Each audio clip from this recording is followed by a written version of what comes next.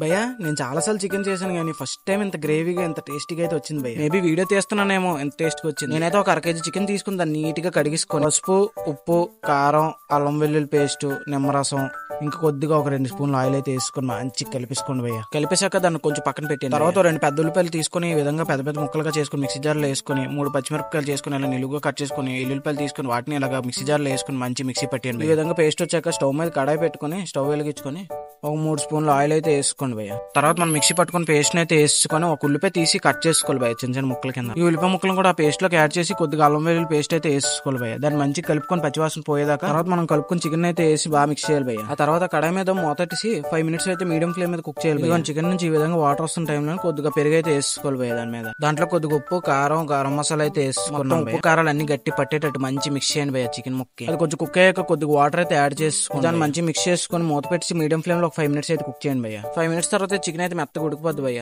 ఉప్పు కారాలు అన్ని చూసుకొని దించేసుకోండి. వేసుకుంటే కొత్తిమీర వేసుకున్న నా దగ్గర కొత్తిమీర లేదు అందుకే వేయలేదు. కాసేపు తర్వాత వేడి అన్నాన్ని ఒక ప్లేట్ లో సర్వ్ చేసుకొని కొద్ది చికెన్ కర్రీ వేసుకొని పక్కన నిమ్మకాయ పెట్టుకొని తీసుకొచ్చి అందులో కొద్ది నిమ్మకాయ పిండుకొని అలా గ్రేవీని కలుపు ముక్క చూసారు ఎంత మెత్తగా ఉడికిందో. ఇంకా ముక్కను అలా పెట్టేసి గ్రేవీ మొత్తం కలుపుకొని అందులో ఒక ముక్క పెట్టి ఇలా ఒక ముద్ద చేసుకొని తింటే చూసారా చూస్తే ఎంత టెంప్టింగ్ ఉందో. టేస్ట్ అయితే అదిరిపోయింది భయ్య. మసాలాలు అన్ని కరెక్ట్ గా బ్యాలెన్స్ అయి ఉన్నాయి. మీరు కూడా ట్రై చేసి ఎలా ఉందో కామెంట్ చేయండి.